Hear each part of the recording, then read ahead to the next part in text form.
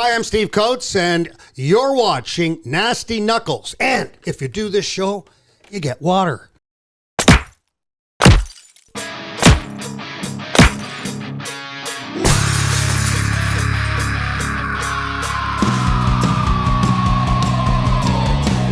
You're listening to Nasty Knuckles, the Hockey Outlaws podcast, with your hosts, Derek Nasty Settlemyre and former Philadelphia Flyer enforcer Riley Cote, as they go behind the scenes with your favorite NHL players.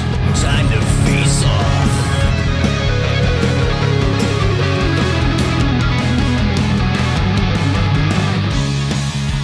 All right, welcome back. What's happening, Nasty? What's up, Rigarelia? This is it. Looking good? Oh, you two all think what the official thing? Not a big dizzle. What's going on, brother? This is it. How was Cali? It was good. Yeah. Sun was shining. Yeah, sun was shining. You Me tell? and Debo and Baller, we're just grinding here in Jersey, and you're out there laying on the beach. That's been nice. Laying You on and the Coatesy? beach. Were you Jeff Carter out there? No, I didn't see him out there. No, No, you didn't see him. You No. look pretty tan. I don't know. Yeah. We'd get burnt if we walked outside right now. But The sun is just as hot here on the East Coast. well, I'm just glad you're enjoying yourself. No, I was. You know what I mean? Glad you were enjoying yourself as well. I really wasn't, to No. be honest with you. Oh, man. Power washing. Yeah, power washing. It's been a lot of fun. My pool looks like a bunch of animals died in it. I don't know. Swamp. Yeah, it didn't look good. But anyway, little hockey talk here. Hockey talk? Playoffs going on. Flyers are needing to hire a new coach. I thought you were going to say the Flyers didn't make the playoffs. That's not what I was going to say. Pretty sure we knew that in January. Yeah, that's old news, Nas. That's old news. Sorry. No, it's just gonna say little playoff talk here, and Flyers are looking for a head coach. Yes, they are. We've heard a few Desperately. names. Yeah, John Tortorella, Barry Trotz, Jimmy Montgomery. We heard his name. I'm not sure if he's been interviewed. I heard his name a while back. Who else are we missing? Got a little scoop there on. Yeah, Rick Tocchet, maybe. And then we heard a scoop from our boy Baller about Mike Vellucci, who has been an assistant in Pitt under Sully there, who's a really good coach, obviously. He's done a tremendous job in Pittsburgh. But I'm going to go on a limb and say if he's chosen as the head coach in Philly, that they're going to burn the shit down. There could be a couple meltdowns. and not Considering the competition, no matter how good his resume is. And you know what? Exactly. And it's not his fault. I'm not saying he could be. He's probably amazing. He's probably a great coach, and it could be. I just think the fan base might have a meltdown. Yeah, of course. But if they did, and he came in and as long as they win, then they'll things settle get down. But turned around. Nothing against him. Don't even know the coach, but if he's being considered, then he's definitely a good candidate. Yeah, sure. I would say that. But there are some pretty A-list names there. Exactly. For the Flyers. So it'll be interesting to see what they do.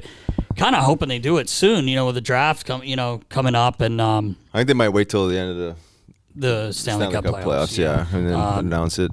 Yeah, so Edmonton, the final Canadian team, they got Toast. swept. I didn't see them getting swept, I'll be honest. Yeah, I agree. Smitty, he had a tough time. Yep. He had a tough time in the series. I thought they were going to pull out Game 4 last night when they got up 2, but, man, did that go away quick. Real quick. No kidding. But Leon Draisaitl played. He looked like he was playing on a broken foot. I don't know how the hell you played with a high ankle sprain. I think he played 10 minutes in the first period. It's incredible. With a high ankle sprain. And Never seen anything like it. Guy struggled a lot last night getting back to the bench. They showed him, and they talked a lot about it. But Edmonton's coming, I think. Gretzky and Talk and all those guys, Biz, they were talking about it last night. They got to get a number one goalie. Yep. Nothing against Smitty. I think he's got a year left on his contract anyway, and he's never heard a bad word about him. Great guy. I'm sure he probably sees the writing on the wall with that. Hopefully he gets to stay because I think the players love him from what I've heard. Oh, for sure. And he's a battler, but he had a tough time last night again. But what about this Tampa Rangers series? Yeah, you know what? It's interesting. I didn't know what to think about the Rangers going into it, but man, they're looking good, man. They were down 3-1 against Pitt. Relentless. And, with a team like Pitt, with Sid and Malkin and Letang and Jeff Carter and the other players they have, like I thought that series was over. I agreed, And yeah. I was kind of shocked because Shesterkin had such a good year. He didn't look like himself in the first round, but he's coming around now. I think whoever Colorado gets, you're definitely facing a way better goalie than you've seen exactly. thus far in the playoffs. But I got to give Tampa credit. I thought they were getting ready to go down 3-0 the other night, and they found a way to win. That's the thing about them. They're not going to be an easy out. No, 100%. They know how to got win. Experience, yep. Playing without Braden Point, I think, is going to end up hurting them a little bit, but we'll see sure. what happens. Yeah, no, it's interesting. The Rangers are a lot more relentless than I thought. Yeah, I mean, obviously true. you said about Pitt, but yeah, it's gonna be tough. It's gonna be. I think it might go 7, and then whoever Tonight's goes up game- against. Yeah, tonight's game will be really interesting. If they find a way to tie it, if you're the Rangers, like, oh boy, Yeah. because they In a know how to dogfight. win, man. They know Yeah. how to win. So Got that Wiley experience, Yeah. the Wiley veterans there. And they've. You would think they have to start running out of gas. I mean, just think of all the hockey. yeah, they you play, think about that, right? know. The last, we're now going into 3 years, right? yeah. I mean, very shortened off seasons, and it's a Yeah, lot of games, it's a a lot lot of of- games to lot stay of healthy hockey. for too, right? I mean, think about that. It's impressive, but Yeah. we will see. Yes. All right, Nast, episode 76. Woo. Ready to go? Ready to roll. This episode was presented to you by Cureleaf, cureleaf.com, medical marijuana dispensary in Pennsylvania. Check them out for all your pain management needs. Episode 76, let's go. Let's go. Welcome back. I'm Riley Cote. And I'm Derek Settlemyre. And this week, we are so lucky to have basically how you got to introduce this guy as an absolute fucking legend in Philadelphia. Thanks for having me, Nasty. I was actually really surprised when you guys called me up, said you wanted me to come on the show. I'm a huge fan. What? No, not you, Coatesy. The other Steve Coates. Currently, the color commentator for the Philadelphia Flyers. He's done it all. TV, radio. He's a star. He is a star. Mr. Steve Coates. Dave, thanks. Rouse, always a pleasure. to see Yeah, you guys. Coatesy, what's up? Oh, what's up? Oh, boy, I'll tell you what. Just it's nice to be on the right side of the ground. That's all. Yeah, very right. important. You say you've been around a long time? Long time. Long time. You're going to be around a long, long time, Oh, Coatesy. yeah. You're kicking, Like a fine baby. wine, Coatesy. What's Yes. that? You're like a fine wine. Oh, well, that's probably why I had that heart problem, because I drank it too much. Oh, man. Coatesy, so first off, you're a huge golfer. I know you haven't been able to play this summer. Are you okay with that? I'm okay. I'm in a little bit of a sabbatical for a week. Okay. So, and then I'll get right back at it. We'll play for 2-3 months and get back to the hockey season. Yeah, that's right. Right on. I was surprised when you were able to come in the morning. I said to Riles, I'm like, he didn't have a tea time? Like, Well, guess what? I would have dropped everything for you guys. Okay, so don't I worry. appreciate There that. was no, Thank there was you. no question. Okay, I'm driving up. oh, Coatesy, you're the man. So where do you want to start, Riles? I was just going to say maybe start these days, like what's going on. Obviously, you're taking a sabbatical from golf, but what's going on with you these days? No, really. I mean, I was actually going to retire back in the beginning of February, and I regrouped and talked to some people and decided I was going to keep going. And I didn't want to end on the way that it Right. Yes, was this year because it was such a tough year. So nothing's changed. I'm going to go again and keep going. I don't know if I could not do it. I've been doing it so long, I don't know what I would do. I don't want you to even think of that word retire, buddy, because Yeah. it's a pleasure listening to you and all the stuff that you Thank do. you, You bring so much, even in a year like this, just listening to you and your partner Timmy, it's just you still bring Bring like the energy. Yeah, you bring the energy, and it's tough when it's like this because I was on that side of it with you guys when I worked for the team, and they were tough years. You got to go in there with a positive attitude, and you can't have, you can't be negative. You got to try to build it up even when it's really bad, Well, you guys know better than anybody that when it goes bad, the skates are bad, the plane ride was bad, the train ride was bad. There isn't anything that was good when things go bad. Right. And so you put it behind you and you move forward. I mean, in the 40 years I've been doing this, we've had a lot of great times and we've had a lot of tough times. I mean, back in the early 90s when we missed the playoffs 5 straight years, that was not very good. Yeah. We were the smallest team in the National Hockey League. So I think it's got to look at it as a half-full situation, not half-empty, and come around and say, okay, we're going to get better. Everything's going to be good. Look at the New York Rangers, a perfect example. They've turned it around in 2 years. No 2 kidding. years ago, they're telling the people, just relax, don't worry. Well, I think that's the same thing that we have to look at. I think you've got to look at the opportunities. Nobody would ever have dreamt about the injuries that we had this year. I mean, just think about it. Yeah. We lost 4 starting centers to begin the year. You got Thompson, Broussard, Couturier, and Hayes. Yeah. You don't win without it. And then if you don't get your kids come up and fill in, do a good job, it makes it even tougher. So there's a lot of different things that happen, but we'll just put it behind us, forget about it, and move forward, because that's the only thing you could do. And I trust Chuck Fletcher to do the good job, and everybody's trying their tail off to be able to get this thing back on the right track. Yeah, there's, we've talked about this a lot, Coatesy. There's nothing you can do. I mean, I understand the frustration with fans and everybody and the players. I mean, one of the funny things is we've talked about before is I think it was Jimmy Rollins had told JVR years ago. He said the one thing about Philly is the fans think they want to win more than you do, and there isn't one fan that's more upset than everyone involved with the Flyers organization and players. I mean, it's not fun, and they're not trying. But when you have injuries, I mean, you brought up the 4 centermen. How about Ellis? I mean, that was a key part for this team. Number 1 defenseman. To play with Provorov, and he played 5 games? 4, I think, right? Yeah, 4. No, I think he played 4. 4, had 5 points in 4 games. Yeah. So if that's any indication, Not I bad. mean, I'm not saying he could have rolled like that all year, but Yeah. he's a hell of a hockey player, and he was missed because you're not expecting that. You can't fill that void. You can't. Okay. All of a sudden, and it was tough on Ivan because all of a sudden he's out there and he's like a fish out of water because he's playing. And I'm not saying that the other partners he had, but you take a guy like Ellis and put it with Provorov, you're talking about a really good tandem. Yes. So you 100%. take that out of your element, and now you're struggling from your number 1 and number 2, and you've missed your centers, and it's just like it was if what could happen happened, or what could go wrong went wrong, and it was just one after another, and it was just unbelievable the things that happened with this hockey club. And and you're right. Like fans that come up to me and say, "Boy, I can't watch that." Well, guess what? Anytime you feel depressed, I gotta describe it. Yeah, right. But, and I say that because it was just so whacked out because it was unbelievable. It's a shit show. I mean, you every day, like we're constantly watching, following everything, and we just I get a text from Riles or Ball or Debo, and it's like, dude, Broussard's hurt now. Farabee's hurt. Yeah. And we're like, what the you cannot catch even a script break. it. And no one's making excuses, and neither were the players or the team. It is what it is, but you have to. That's an excuse to me. Like when you have that many guys out.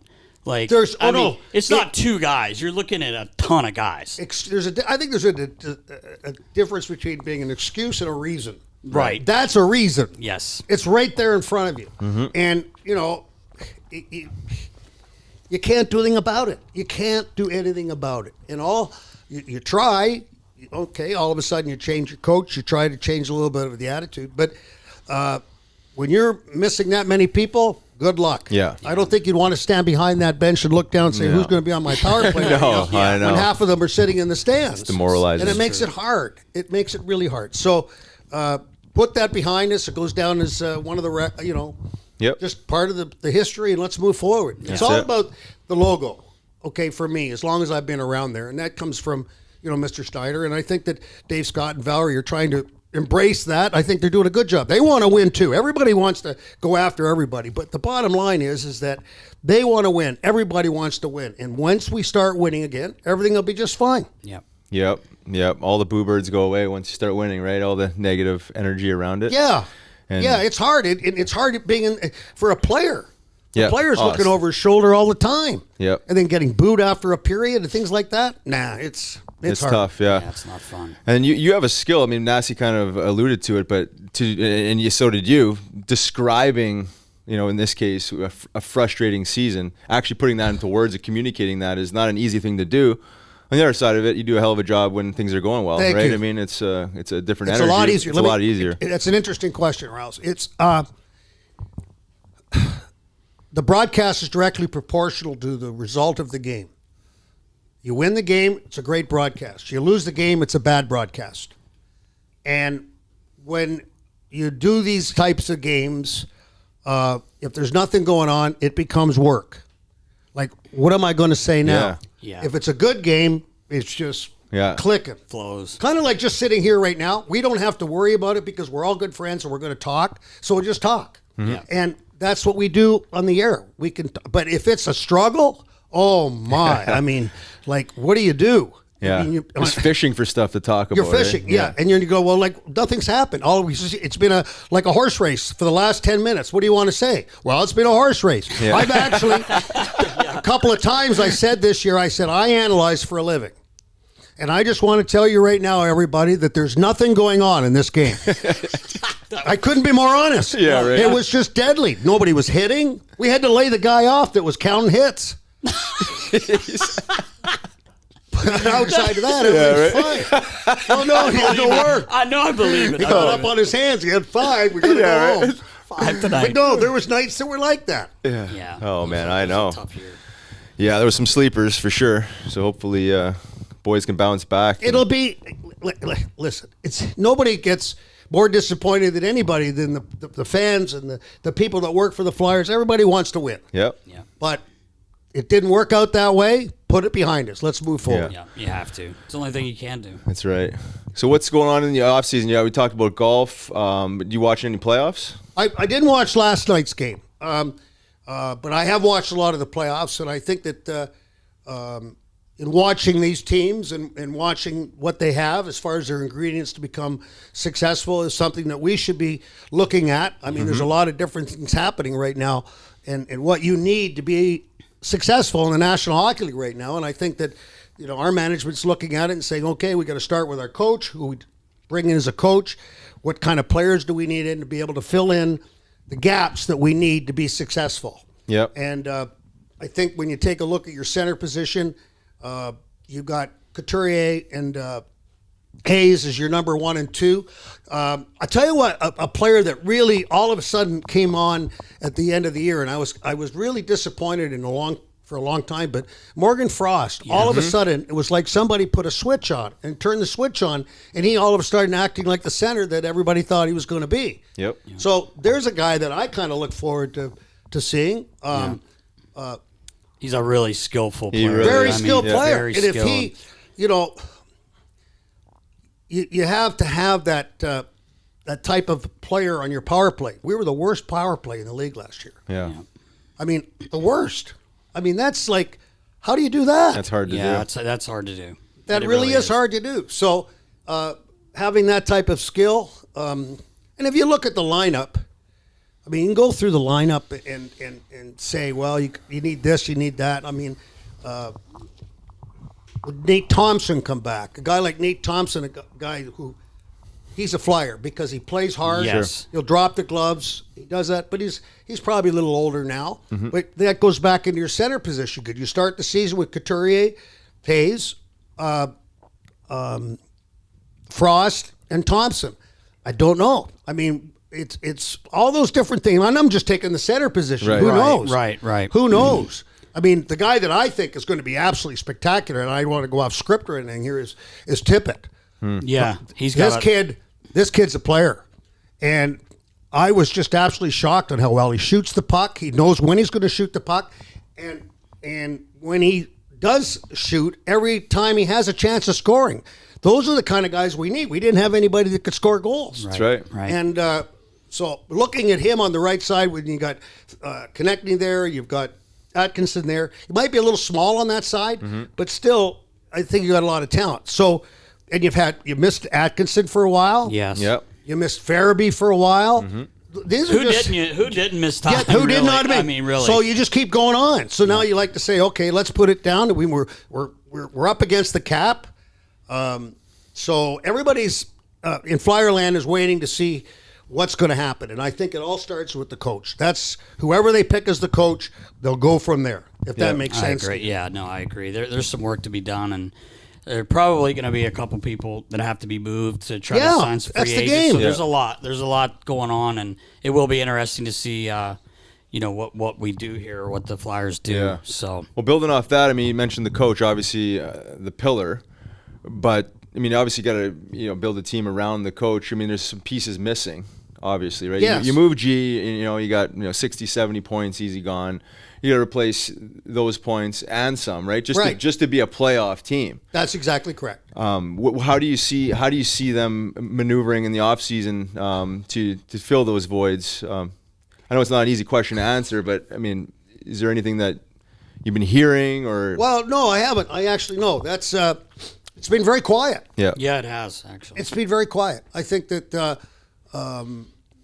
there's obviously discussions. I mean, they're working very hard to figure out what they're going to do. Mm-hmm. You've got the draft coming up. I don't think it's a very good draft. Right. And they have the number 5 pick. I don't think you can count on going into a draft and say, yeah, our number 5 pick's going to jump right in and play. Right. If you get that, it's a real bonus. But we haven't had a lot of luck with that. No. As far as players from drafts jumping right in and playing. Mm-hmm. I think you just got to, everybody's going to have a different thought process. You look at it right now, you know that you're up against the cap. I would start with the coach, who the coach is going to be. Who's going to be your captain? Because, Claude Giroux's gone after 9 years. Now you got to have somebody pick up that slack and provide a culture that is a winning culture. Mm-hmm. And you want to be able to start off with a good attitude. You want to have a guy that's been here, understands the circumstance. Obviously, in my mind, Sean Couturier would be the guy. Mm-hmm. Yeah. I mean, he's a quiet leader. He's not a real boisterous guy, but he's a quiet leader. And I think that by his there's 2 ways of being a leader. You can be a leader on the ice and a leader off the ice. And I think he's both. He's a quiet leader off the ice, but his game itself will speak for itself. He shows up every night. Yeah, I would think he's the guy that should be the captain. I would think so too, yeah. And then once you get that decided, you can keep moving through your forward positions and your wing. I mean, there's some question marks on the left side with James Van Riemsdyk. Is he going to stay here? Is he going to, move on? Yeah. I mean, he's at a point where he's probably got a couple of years left. I would say. I'm not saying he still can score goals. There's no 2 ways about it. Yep. Probably as good as anybody's hand-eye coordination in front of the net. That's right. Yeah. But those are the things that you got to look at. You got to dissect it. You got to evaluate what the player brings to the team. Now, you've got to have some change. Usually it's around 30%. Have you ever noticed most teams now in the National Hockey League? They have about a 30% turnover after a season. So just taking that back, I mean, you're looking for defensemen, a couple of defensemen. And the goaltending, we won't get into goaltending right now. Because I thought the goaltending was fine. I agree. I thought Martin Jones was great. I think Carter Hart made a comeback. I thought he did a great job. Agreed. So I just leave that alone. I mean, you got to fill a 5 and a 6 as far as your defense core is concerned. The right side or left side, I think McCune. I think McCune should spend some time with you. No, I say this very sincerely. I think the kid's good at what he does. Yeah. Okay, he understands. Mm-hmm. The only thing he needs to understand a little bit better is when to go and when not to go. Mm-hmm. That is one of the biggest attributes of a person like yourself when you played the game. You knew when you had to go out and take care of business. That's right. If something happened in the game before, we had an example of a game. And this is not a criticism of him because he did a great job. He understands. Yeah. Mm-hmm. But we were playing Detroit, and one of their kids drilled Braun behind the net in the first period. And I said, this is the perfect time. The kid's a fighter. He'll go to the penalty box. We'll come out to begin the second period. That's when McCune goes skating over and says, hey, do we have a problem here? Because if you have a problem, let's take care of business. Nothing. And those are the times that the game hasn't changed in that way. Yeah, the game is still one where you can listen. I agree. If there's any problems, I'll be over here. That's all you got to do. Say, and in this, and it changes the whole dynamic of the hockey game. If that happens, it happened in one game this year when we played the Rangers, and he beat the heck out of a guy, and we just took control of the hockey game. Yep, I remember. And those are the little things, the little nuances that that just talk to the player a little bit, explain to him what to do, because the kid's got he's a flyer. Yeah, he 100%. understands his position in life. Yeah, 100%. I couldn't agree with you more. And we've had him on the show. He's wired the right way. He's coachable. Yeah, and I think he's really new to this role. Really, I mean, he didn't fight a whole lot before he came here. Right. A little bit in the minors, but not a ton. Like this is probably his most aggressive season as far as fighting majors go. But I think he's got more room to grow, understand the role more, and then pick the battles a little more. Pick the battles like he picked on Simmer in the end of the game when there was no purpose. Yeah, I know, right? That one was just like, okay, I'll fight. A little street credit, and then you get your ass Simmer. beat. That's the old against the new. Yeah, 100%. But I agree. He's got the ingredients, and he's willing to learn. Like he wants to learn. So just being a little more precise. Maybe probably being a little bit more in your face too sometimes. You know what I mean? Right. Like, you know what I mean? And not even always about the fight. It's about puffing the chest out and acting a little tougher, Absolutely. right? I mean, just, you know and the little words, just saying, like, I'll be over here, or yeah.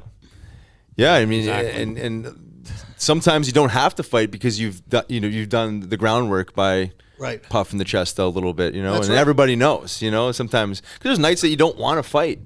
But you still can't hide, and you can't pretend that stuff's not going on. That's where you just maybe got to act a little crazier and play the role a little bit more obviously. Absolutely. Coatesy, you know this as well. You watched Simmer, Wayne Simmons play here forever. He was one of the best at. I mean, these guys. This was when Riley was playing. It was still.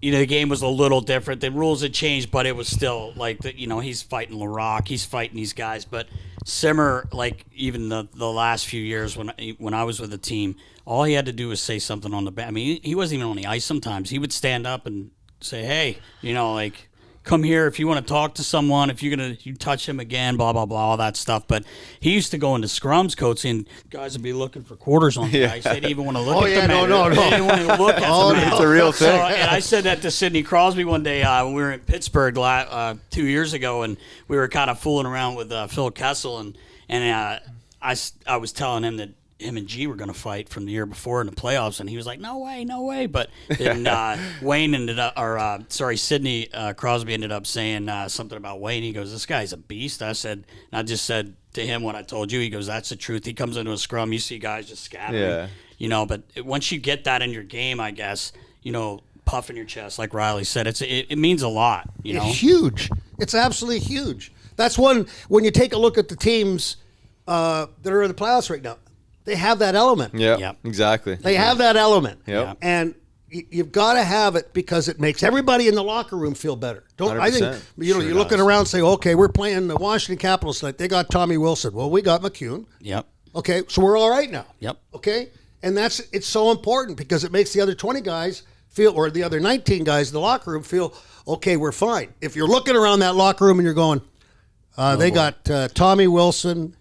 Yeah, and they got Holloway. Okay, we're going to be in trouble tonight. Yeah. We're in trouble. Well, that's the worst thing that can happen. You haven't even got on the ice. Yeah, I know, right? Yeah, it's it is Hathaway. I was thinking about Gardner Hathaway. Yeah, exactly. Mind game. Well, just building off that quickly. I mean, you talked about the Rangers earlier. They filled the void with the coach, right? Amazing coach, and then they got the toughest guy in the league, Ryan Reeves. That'll do back, it. You go back last year when Panarin's getting slapped around by Tommy Wilson. That would never happen now. You know what? It's interesting because if you remember correctly, if you look at what happened chronologically, they got rid of Lemieux. Yes. Right. And everybody went, why would you get rid of Lemieux? Yeah. You've got Panarin. You've got Bushnevich. You got all these guys that need to be protected. What are you doing? Next thing you know it, Wilson beats the heck out of them. I know. And then the owner gets all ticked off. They fire the general manager. They fire the coach.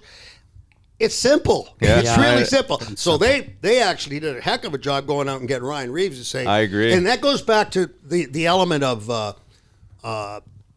where the player that's not the fighter, let's say it's a Panarin, he can now skate around to anybody and says, if you go near me, anybody needs to talk. There's a guy named Reeves over there. Yeah, exactly. That's exactly Okay, right. just for a little knowledge, okay? Yeah. Ryan Reeves is over there. If there's any problems, okay? Exactly. It changes the attitude big time. Change it. Man, it's just chip on your bringing it up. shoulder, right? Yeah. I mean, everyone's tough now. Yeah. Hey, listen, I got Riley Cote over there. Got any problems? Okay, good. We're good. I tried that in our men's league game, and he wasn't there for me, and I got shit kicked, Coatesy. Oh, did you? No, I'm kidding. I'm not dropping the mitts. Look around. See who's on my, it's like I said, look around the room. Exactly. Coatesy, I want to go back to maybe tell us a little about it. Your start in hockey, like playing wise, like when you started playing, and Like 1902 or No. You know what? Steve, that's man. You know you used to. Hey, that's a tough testament. I know you he used did. to drop the mitts. Don't Get some good forget. stats there, Coatesy. 47 years now in the professional hockey business. So For you, yeah, it's amazing. Unreal. it is. It's scary. It's great. How did I do this? I grew up in Toronto. Yep. Played junior for Markham for 3 years. Markham Celoax, which is That's what I was going to ask you. Celoax.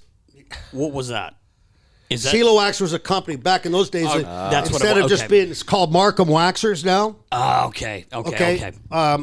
So all those junior B teams in those days were sponsored. Like Gotcha. Team name was a Because I sponsor. saw that name, and I like, said to him, I'm like, I wonder what their logo could have been, like Celoax.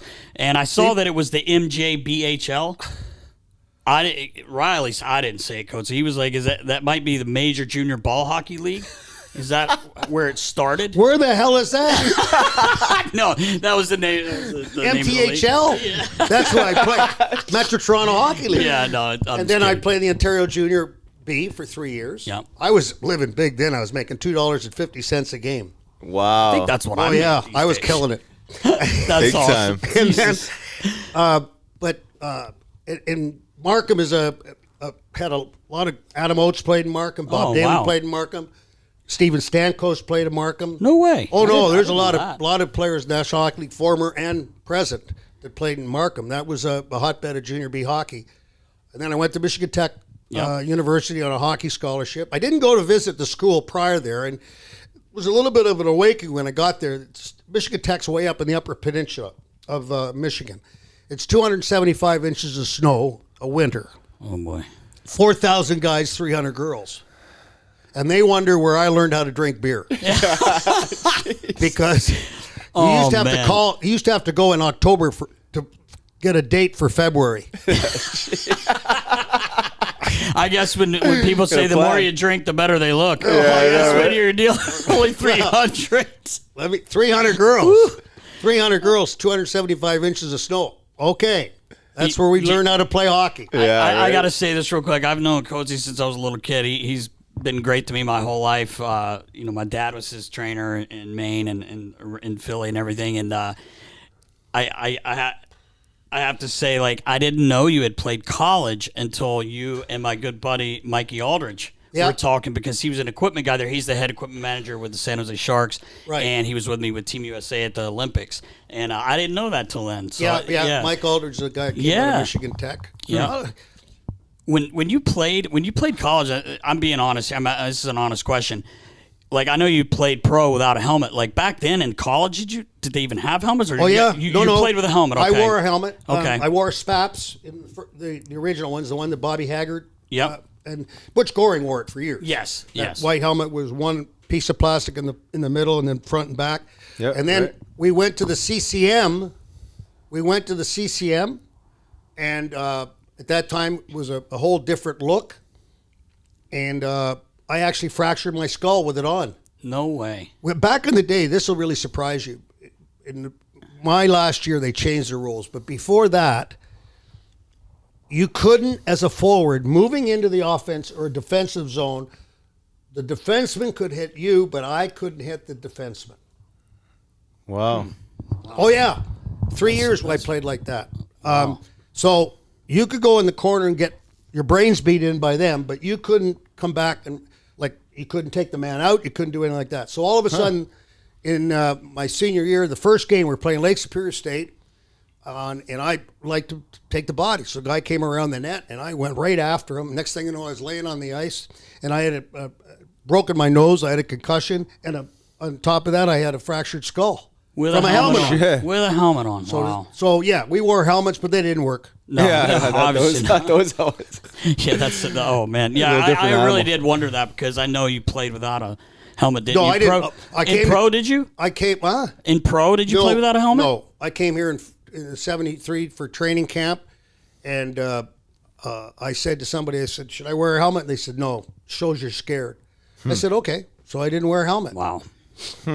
No, that's interesting. It's just the way, my height too. Yeah, right. Yeah, it's funny. Perfect height for Coatesy, getting elbows to the skull. Yeah, years later, it's funny when visors became like available, guys wouldn't wear them because only, like, say, Europeans were wearing them, and then obviously now it's a rule. Like, there's a handful of guys left, but I feel like now the speed of the game, the puck, the way as hard as it's shot. I mean, even when you played, it still shot hard, but I think everyone should have a visor on.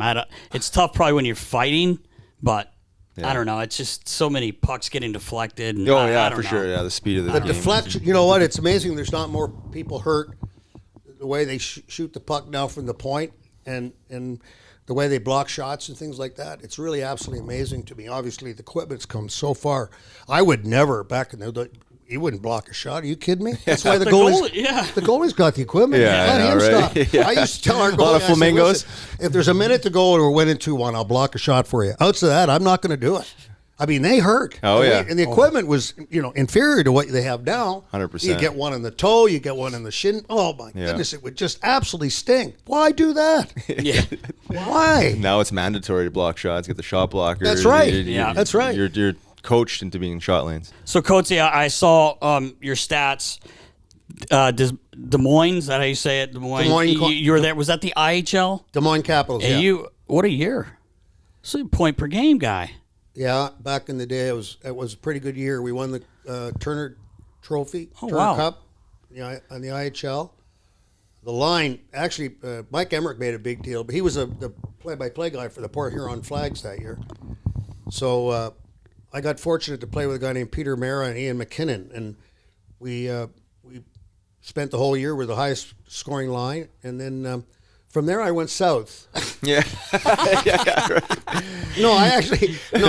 The next year I went to Richmond, and I was hurt a lot, and it was just a terrible year. Came back the next year and had 25 goals in Richmond, and then busted my hand in a fight. Dumbest fight I was ever in. Dumbest fight. Homer was on the ice the same time I was, and it was the first minute of play, and I went after a guy named Jimmy Jones who wouldn't have done anything, and I don't know why to this day. I fought him. I got to the penalty box, and I looked down, and bones sticking out of my hand. Oh, my God. Man. So that was the end of that. Jeez. Then I had and then I, next year, the franchise, the Flyers farm team moved to Springfield. Yes. And there was only 10 of us. There was a time where the American Hockey League only had 6 teams because the World Hockey Association was flourishing at that time. That's right. Right. So there was 10 Washington Capitals and 10 Philadelphia Flyers players. And I was the captain, and I can honestly tell you that I was probably the worst captain those guys ever had. It wasn't a good situation. We were out of the playoffs by Christmas. Oh, that's tough. And it was a train wreck. And I got traded that year to Detroit, and I had my downfall there is I had a breakaway against the New York Islanders. I blocked a shot, which was an accident. No. I blocked the shot. Okay, I blocked the shot. It wasn't by accident? It was an accident. Bert Marshall took the shot, and somehow my hand got in the way. Okay, it hit me in the top of the glove. Now the puck is fired out into the center part of the ice. So now I got a breakaway. The crowd's going, yay! I got skating into the red line to pick up the puck because it was bounced kind of a little bit. I pushed it forward, and all of a sudden, my groin popped right up into my belly. Oh, my God. And I couldn't move. I got to the far blue line, and I got there, and I fired the puck in the corner and skated straight left to the bench. The crowd went from a yay to a boo in a very quick moment. Yeah. Okay, now you got to think. Chico Resch was the goalie. He's looking at me like, where are you going? It's a breakaway. So that was kind of the end of my time. I ended up playing 5 games in Detroit when I got traded there because I had a pulled groin. I couldn't do anything about it. No way. You scored. You had a G note in Detroit in NHL. Yeah, I scored Who'd you a goal. score on? Do you remember who you scored on? Yeah, Dennis Herron. He's never been the same since. No, he's not in the dealing league. with the He's not in the PTSD. league anymore. No, he was like, I can't believe this happened. The way I tell the story is that thank God it went in because it would have killed him if it hit him. Yeah. Yeah, exactly. Right. What a bomb. Oh, it was just unbelievable. No. Oh, that's awesome. And you got dealt to Detroit with Terry Murray Terry Murray, I was and the a couple end. other guys, right? I was the end. And Steve Coates. There was Bobby Ritchie, Dave Kelly, Terry Murray, and Steve Coates. I was the and. Yeah, you're the And throw-in. it was the trade was for Mike Corney, who was a big 6'6" guy at that time. You know, That's a big he body. was big, and Rick LaPointe, who was the number one pick. So an interesting story about Rick LaPointe. You know, he was a very big player in Detroit, and for him to come to Philadelphia for the four of us, everybody's going, who made that trade? Why would Detroit make that trade? Alex Delvecchio was the general manager at that time. So when you look back at it, you say, wow, okay, I never thought about it like that. But Timmy Saunders is from Detroit, my play-by-play partner. Mm-hmm. And he was kind of matter-of-fact about it, like very straightforward, and didn't lie or mix words. He said that was the worst trade Detroit's ever made in their whole history. It's your partner yet. Because because I was part of that trade. He says, we gave them Rick LaPointe for you. What is that? I said, it wasn't my fault. It's not my I fault. didn't make the You had a trade. torn I mean, groin that was and a everything. And you were hurt. That's not I got hurt, yeah. So Coach set a record for losses. You told me a story one time about when you and Homer played together in Richmond. Yeah. And he had hurt his eye and That's got right. called up. Can you tell that story? It was crazy. I Sure, don't I know can if I tell told you. you this, Rouse. think It's so. wild. We It's got wild. into a fight at the end of a game in Springfield, Mass. And he got into it with the goalie. And we came out of the locker room. We're going on a bus trip to Hershey. And he was getting a secretion from his eye because it appeared like the netting in the catcher's mitt of the goalie got him in the eye. So he probably had a scratched cornea, okay, which is what he had. And so went to the hospital, and the doctor told him, do not take this patch off for 3 days. So he had the patch on because he had a scratched cornea. We go to the locker room or the next morning for practice on a day off in Hershey, and I said, where's Homer? He got called up. Called up. He's not supposed off came. So Pirate. so Patch. he played, got called up and played. Next thing you know it, though, they were in Boston, and they had to take him to the eye. He had a problem, like a reaction to taking the patch on, or off rather, and he actually passed away on the table in Boston. Can you believe that? Flatline. shit. Yeah. Yeah, true story. Wow. Yeah.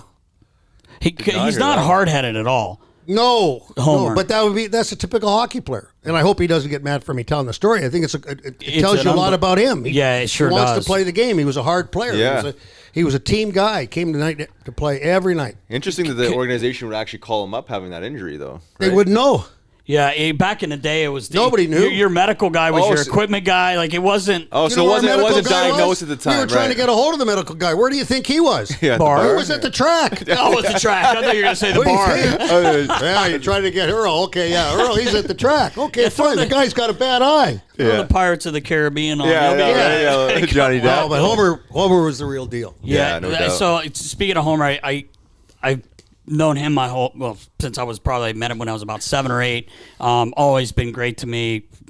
Owe him a lot.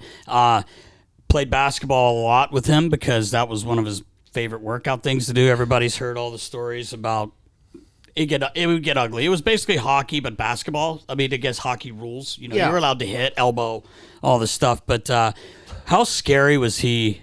Like back then, was he like just a scary man? Because if you look at the pictures when he was playing and he had that scowl on his face, I mean, I would have been scared. I Yeah. was scared to death of him anyway. But He was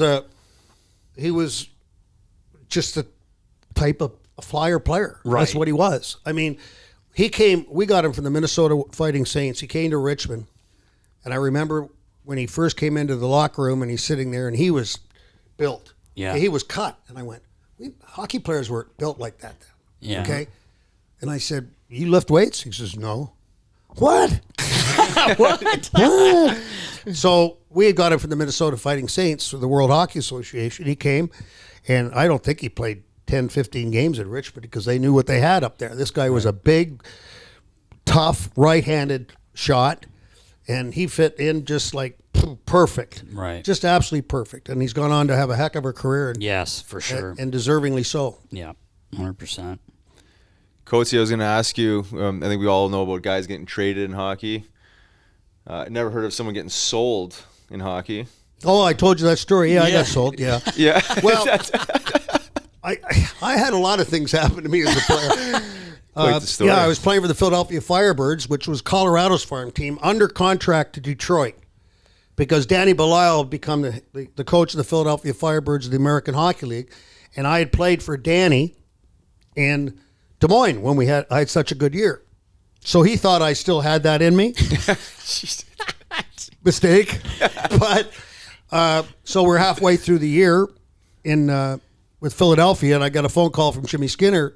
I came in from practice. They said, give Jimmy Skinner a call up. He needs to talk to you. And I got him on the phone. I said, Mr. Skinner, Steve Coates. Oh, yeah, Coatesy. Listen, you're screwing up our reserve list. So we just sold you to the Firebirds for $1. But don't worry, you'll get paid. It's just that we sold your rights, okay? All right, bye. Just like For that. $1. For That $1. was it. I got sold for $1. Wow. Did you ask him why only? I thought I should have got more, but Yeah, right. At least two. I mean, it was in those days. You said yes, sir, no, sir, yes, sir, no, sir, Yeah. and I was still getting paid. So. Yeah, there you go. So you won the cup, the Turner Cup in the IHL, and then you won a Calder Cup in the American League, correct? I was, but I was on that Calder Cup team that won the championship, and your dad and Turk Evers always reminds everybody, because they were the two equipment guys who did a great job for the Maine Mariners, said that the reason we won the Calder Cup is they didn't play me. Didn't you play in the last game? You played in the last game, right? You told me a really interesting story about Mr. Burke, Brian Burke. Oh, wow, coming up to you a few years ago. Brian Burke and I were both on that team, and I played that game, and Burke didn't play. So to this day, every time I see him, he goes, "Where's my ring?" I says, "You got a ring." I didn't. It wasn't my fault that McCammon played me and not you.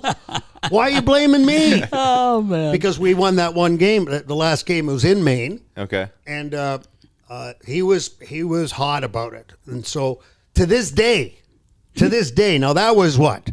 That's 32, 42, 50 years ago now. Jeez. Does that make sense? That's crazy. Yeah. Yeah. Yeah, you're right. Oh, it can't be that much. Close. It's close because it was 70? 77, 78. Yeah. Yeah. It's close. 22, That's 32, close, yeah. 42. 42 years. Yeah. 42. And to this Incredible. day, like we're in Toronto, not at the end of the year this year. Hey, how's my ring?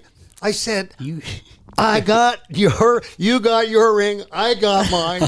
Now, we're dear friends. Don't get me wrong. But to this day, because I played the last game in front of him. Wow. Yeah. Berkey got scratched. And poor Cage, you can't even yell at Cage. He just passed away. No, Yeah, poor I know, guy. right? Yeah. Was Berkey tough when he played? Yes. He was? Yeah. He was really tough.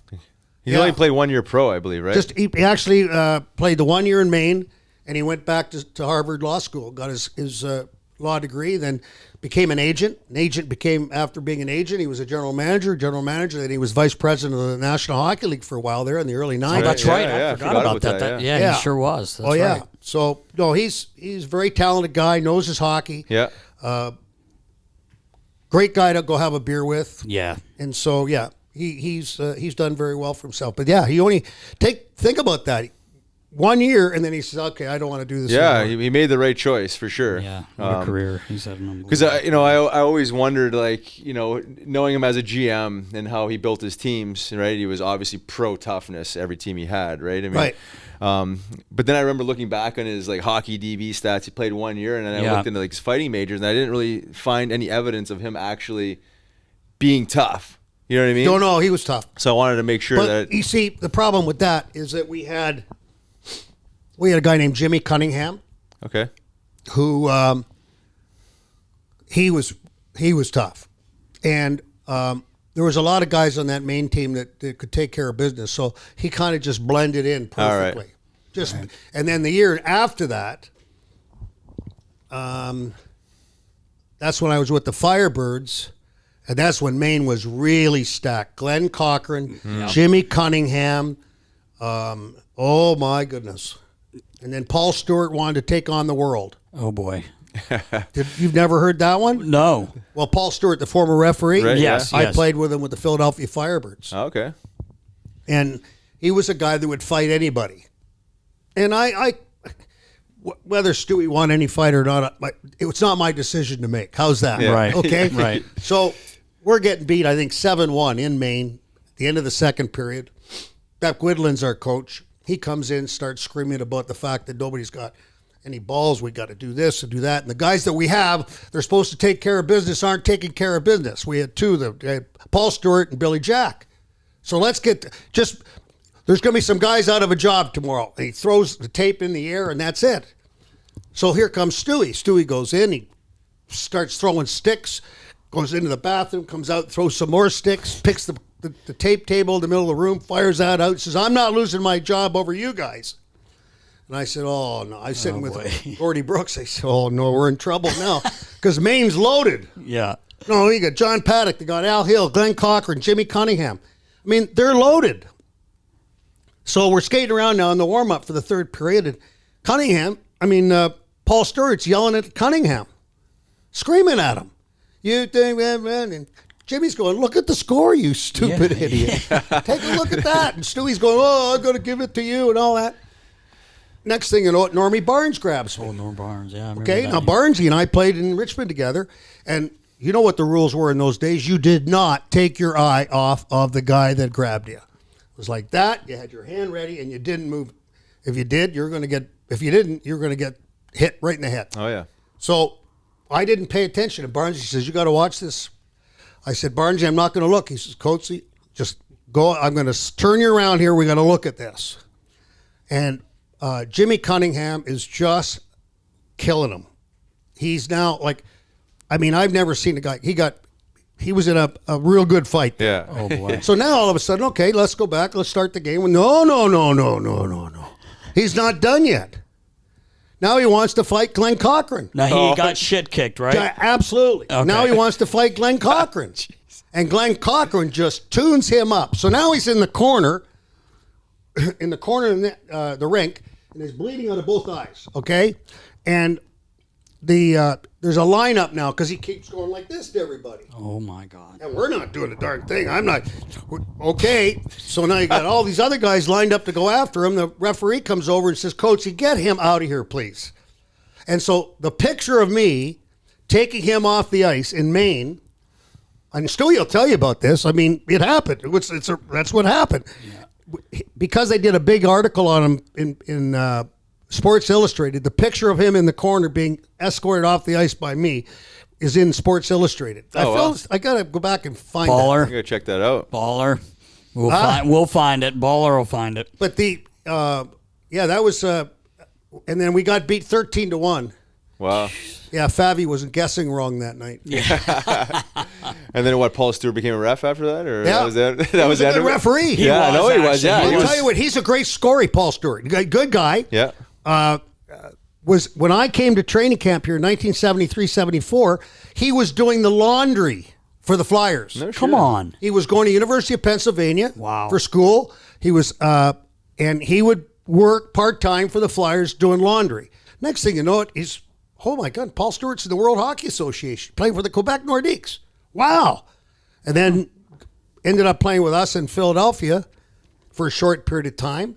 Then he became a referee. And one thing about Paul Stewart, knowing the way he played the game and understanding the game, that made him a really good referee. Oh, I bet. Yeah. Yeah, he could manage a game. He understood what to do. was And a good. good guy, too. Yeah, I got he some was. thick skin, I'm sure, especially after taking a few beatings and Oh yeah. Knowing the game like that. Yeah, exactly. Coatesy, speaking of training camps, and we cannot tell any stories here because we protect everyone.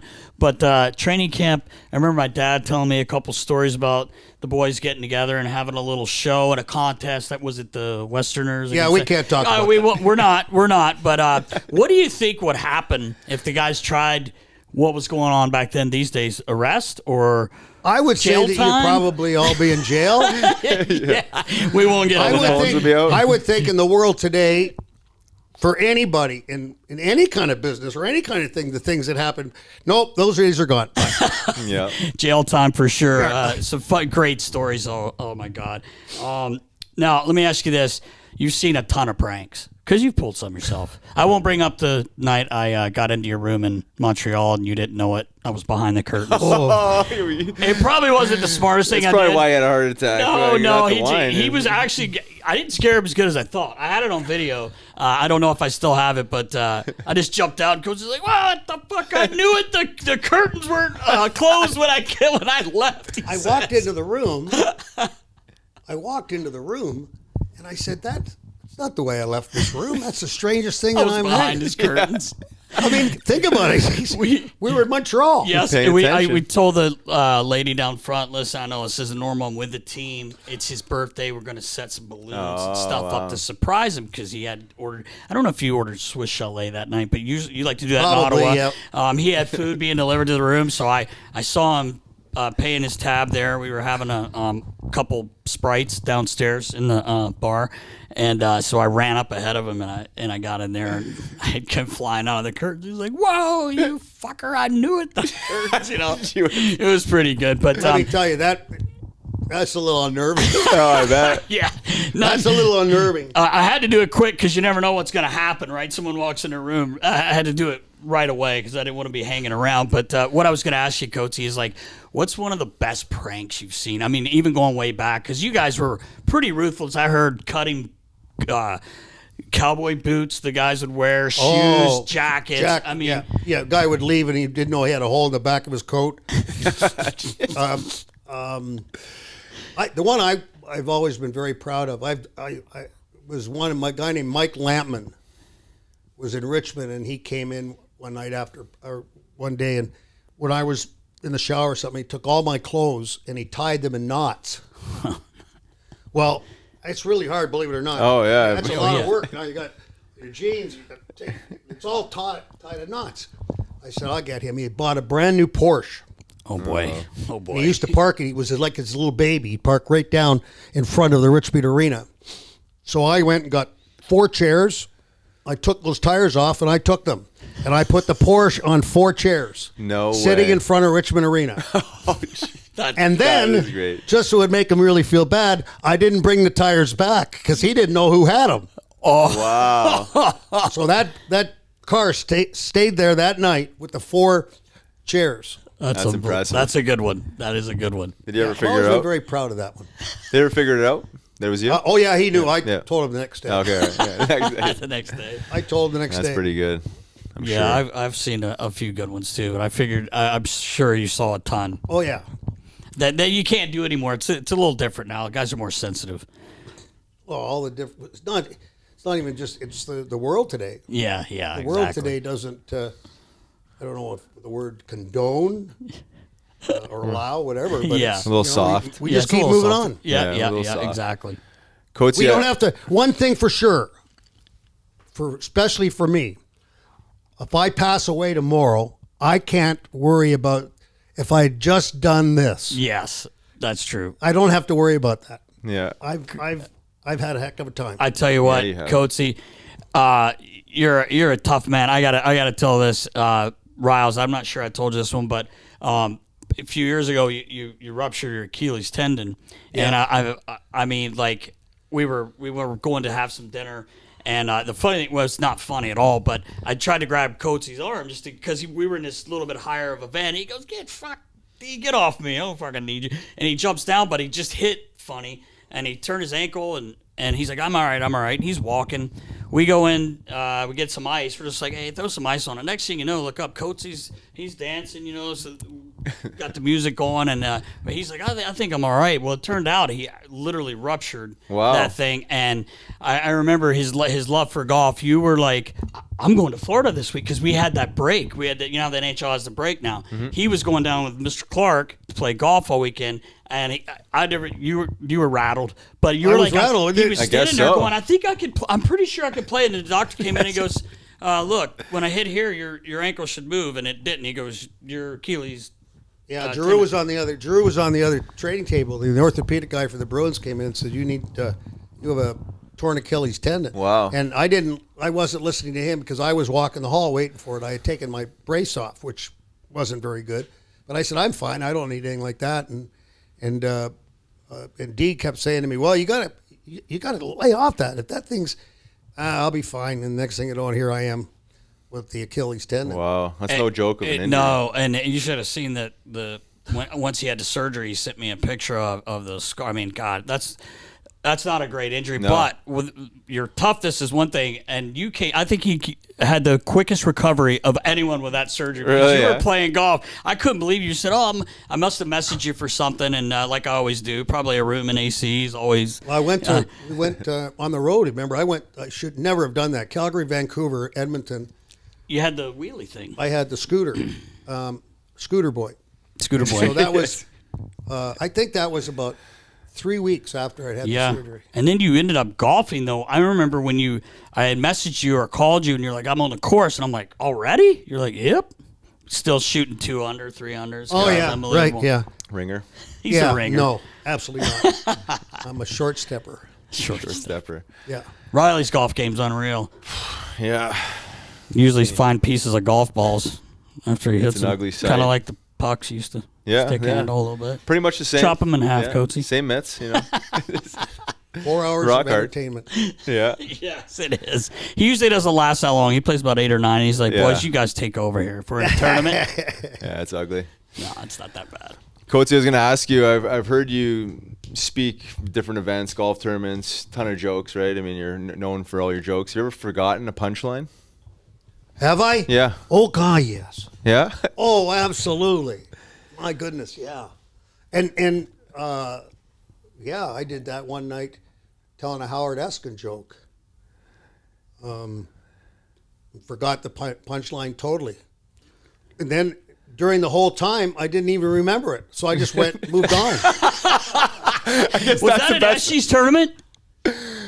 No, Eshies tournament. The one up in Utica? Yeah, we were together. Oh, that one's not a good memory. No, and you know what? I'm not. Listen, Coatesy got up there. You were funny as hell. You were telling a joke, but you were more rattled than anyone else. Like I remember you sitting there, and me and him came over to you. We're like, "What's wrong?" He was like, I screwed my story up." And I was like, "I don't know. It was pretty good, I thought." And but you were just so rattled about it. You know what happened there? Okay, it was very nice that Eshy would invite us up to Yes, it his was dinner. a Okay, good time. it was a charity event. It was sad for the charity, and but it was a roast of Robert Esch. Yes, No, it was a roast of Mark Recchi. that's That's what it right, Was. yeah, it was yeah, Rex. it was. It You're was right. Mark Recchi. So okay, we're ready to go. Jonesy and I fly up. They have the dinner. Now we're driving up. I don't want to. We doing all right for time? I don't. Oh yeah, we're no, good, you're yeah. fine. We're driving up. I'm driving up, and with a couple of guys, and I called ahead to order some wine for somebody when we got there. Right. No, we don't have alcohol here. I said, what? What do you mean you don't have alcohol? I'm casino there. I'm coming up to a dinner. I'm coming to a dinner there. No, we don't. It's the casino is dry. We're staying at Turning Stone. Yeah, right. How can you go anywhere without? So we drive up. We get there, go to the dinner, and they do all the administration about the charity itself, and the person that got up to spoke before the roast started. Mm-hmm. Well, that obviously, because it was such a sad situation, the whole room kind of went, oh. Yeah, that's true. So who's going to go first now when we start being funny and get... let's have Steve Coates come up here. Oh my goodness, talking about pulling teeth and trying to get people to laugh after these people are all so sad. Yeah, right. It's unbelievable. So I get up there, and Dennis Hull, who's the host or the MC, he's sitting there just when I'm going to tell my like the punchline. He say the punchline, and now I'm going, what are you doing? Yeah, what are you doing? What are you doing? So it was not a very good experience for me. And if you ever remember the commercial of O.J. Simpson running through the airport to catch a plane for a commercial, that's how I looked the next day when I got to Syracuse. I was out of there. Yeah. It was a bad experience. Speaking about, having a tough night on the dais. Oh my goodness. Man. It was a really hard night. I'll never forget it. Like coming up to you, I saw you sitting at the table, me and Riley. We just were like, "Yo, Coach," you're like, "Ah, fuck, that wasn't good." I'm like, I don't know. I was laughing. Well, do you remember? I felt like I was drinking. Too. Dennis Hall is one of the finest guys in hockey. Yeah. And the other guy who I think is probably as funnier is Jimmy Ralph, who's the color analyst for the Toronto Maple Leafs on radio, right. former goalie. Okay. He is absolutely hilarious. So they're on the dais too. So and here's Hall throwing my jokes out there, and so it was a good event, but their timing was like, okay. Be like having a funeral and say, Right. okay, let's go. Let's have some fun. Right, yeah, exactly. Yeah, exactly. No, it's so good. Oh, Well, you got to be sharp with that, right? I mean, like a stand-up comedian. I mean, and they all have their. There's a lot of people there too. Yeah, there was a lot of people, yeah. There was in that 500 place. people Yeah, there. Yeah, Oh, yeah. for sure. 500.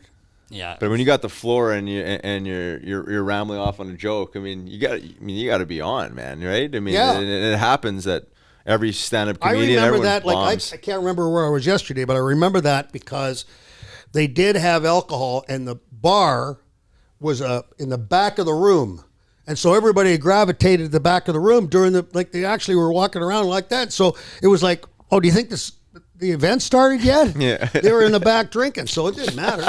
Get me out of here. That's all right. I can remember. Oh, it's funny. Crawl into a hole. Yeah. Disappear. I was going to ask you too, as far as your 14 years in TV, right?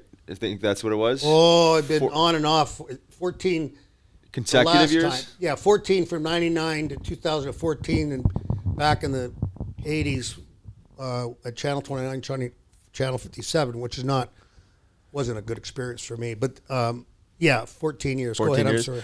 Yeah, no, just your most memorable moment on that side of the fence. Because I'm sure you've seen it all. Well, I did so many great games. 5 overtime game would be Yeah. Wow. Yeah. I forgot about probably one of the absolute moments in my career where, and then to win it with Primo firing that puck. I mean, Yeah, right. that. What a shot. that was a heck of a game, and it was a heck of experience. That was the great news. The great news was that it was great for the Flyers. We went on, and that was a good hockey club. The bad news is that it was so late that we got out that the bar was closed. So That's for sure. Yeah. yeah, you got to understand. There's good time. Here Yeah. you want to go celebrate, and you got nowhere to go Gotta go celebrate. home. You could Yeah, score we that in won. the first overtime. Get it over with, boys. Five game. But I've had a heck of a. I pinch myself every day at the years that I've had here. My first year broadcasting was 1980. My partner was Gene Hart. How can you Yeah. go wrong there? Where your first Yep. partner is Gene Hart. For sure. So there's a lot of history, a lot of great memories, a lot of tough years, a lot of great years. And as I said, I just pinched myself. They've had the opportunity to do that because there's a lot of stories. I could keep going on and on and on. But Yep. the years that I was on TV and being between the benches and things like that, interesting about between the benches. The only thing I think that lacked was the ability to see players like yourself that were witty and had all the good remarks, because that's not around anymore. Yeah. Right. Okay, you would think you're down there right in the trenches that you're going to hear, and there wasn't the chatter that there was back in the day, Believe that. which I thought was kind of interesting. But outside of that, I mean, I could, like, the 5 games would stand out, but there's been a lot. I mean, I can remember just like yesterday when Tortorella tried to stall the Flyers in getting into the shootout. With Lindquist was the number 1 shootout goalie in the National Hockey League. Was that last game at the Wells Fargo? Brian Boucher beat him in the shootout. That one was like unbelievable. We went up to the Stanley Cup final. Yeah, that was a great year. Yeah, so you remember those things, and you remember the characters and the personalities, and very rarely in this business you find somebody you walk away from and go, that guy, I don't want to have anything to do with that guy. Right. You could count them on your hand. Yeah. When it comes to the number of people on the Flyers. And I go back, it's a bad sign with how long you've been with somewhere where there's only one coach that I've never known in the history of the Flyers. Wow. One. Vic Stasiak. He was the first one. First coach. Wow, that's incredible. Yeah, Vic Stasiak is the only one I ever did not know. That is incredible. Yeah, it makes you feel old. Wow. Yeah, I'll tell you what, Coach, you've been doing this so long here. There's a reason because you're really good at it. And I'm pumping your tires, but it's the truth. There is a reason. Everyone loves you, and you're a great person. You're great at the job, and you're fun to listen to. Like we said, I mean, you don't sugarcoat things. You got to be honest, right? Because if you're not honest, maybe sugarcoat a little bit, but a little bit. Paid and we used to have a disclaimer when I first started. Gene Hart, myself, Steve Coates are paid and selected by the Philadelphia Flyers. We don't say that anymore, but that's what I do. I am paid and selected by the Philadelphia Flyers. People used to say, "You're a homer. You're a homer," and I went, it's interesting that you say that because every 2 weeks, I get this little piece of paper in the mail. And up in the corner, it's got this Flyer logo. Right. And then it's got my name, and it's got a monetary amount. Yeah. And I'm paid and selected by the Philadelphia Flyers. Okay, understand that. Exactly. Yeah, I know. Well, you got anything else? Well, I was going to say, if anyone could ever be called a homer, Jack Edwards. No. You got to have, like Mr. Snyder used to tell us, I don't want to hear about the other team. I don't want to hear about the other team. I want to hear about my team. Yes, sir. Of course. Yes, sir. You're right. So that's simple as that. Yep. That's why you're paid and selected by the Flyers, right? That's exactly correct. And you're a homer. Gene Hart myself. That's awesome. Right on. Well, Coatesy, before we let you go, we got to ask you if you have any stories about this guy's old man, Sudsy. Oh. Because I know you guys have a history working together. You know what? Partying together. First of all, any of the stories, going back to what he said about the fact times have changed, we would not be able to tell those stories. Okay? But understand something, that he is a perfect example of the apple doesn't fall too far from the tree. No, right? Okay? They're one and the same. Yep. And I had a lot of fun. We had a lot of fun in the minors. And David... He was always one of the instigators to get things going. He was, the catalyst. Yeah, he was the that catalyst. Doesn't sound like me. But that would be for a different type of show down the road. Yes, 2.0. I gotcha. Yeah. We could keep you here for hours, Coatesy. You've seen it all, man. and but we really do appreciate your Derek, time. it's my pleasure. It's really good to see you guys. Continue. I know you're having a great success with this show, and I appreciate the invitation. And I'd love to do it again. It was a lot of fun. We'd love to have you again, Coatesy. Okay, Thanks, Coatesy. All right, thank you.